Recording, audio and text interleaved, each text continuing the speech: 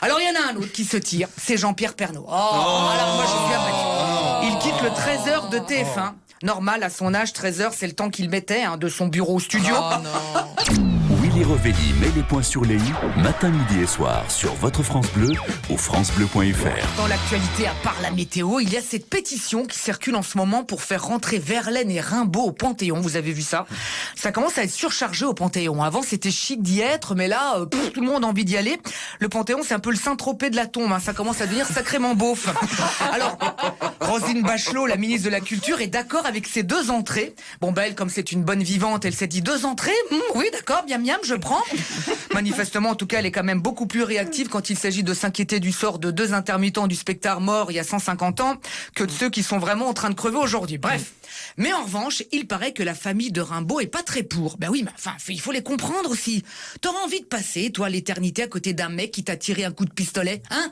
T'imagines Kennedy qui sera enterré à côté de celui qui lui a fait perdre la tête? Allons, le bordel! Et puis bon, si on commence à faire rentrer tous les couples célèbres qui ont tenté de se tuer, tu vas voir que dans 150 ans, ils vont faire rentrer Nabila et Thomas. On va être... Moi, en tout cas, c'est clair, je refuse d'être enterré à côté d'un maire écolo.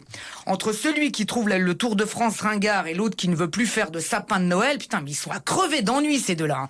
Le Tour de France ringard, tu l'as entendu, lui, ringard? Ah oui, mais quand t'es maire écolo, tu préfères la fête de la graine de chia, tu sais, à 200 balles les 20 grammes, voilà. Ça, c'est populaire. À Bordeaux, le maire avec ses sapins de Noël, ah non, ce sont des arbres morts.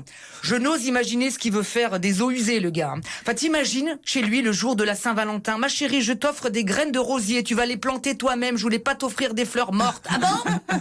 Tu la vois, cette porte, c'est peut-être un arbre mort, mais tu vas le prendre et puis te tirer du con.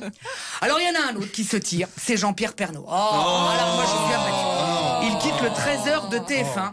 Normal, à son âge, 13h, c'est le temps qu'il mettait de son bureau au studio. Quel drame n'empêche pour nos campagnes, pour en parler, t'as vu, il ne reste plus que l'amour est dans le pré et la pub Selveta. 30 ans, mais il va falloir un artisan maçon pour le décoller de son siège, le Jean-Pierre. Non mais moi je vous le dis, déboulonner des statues, je dis stop.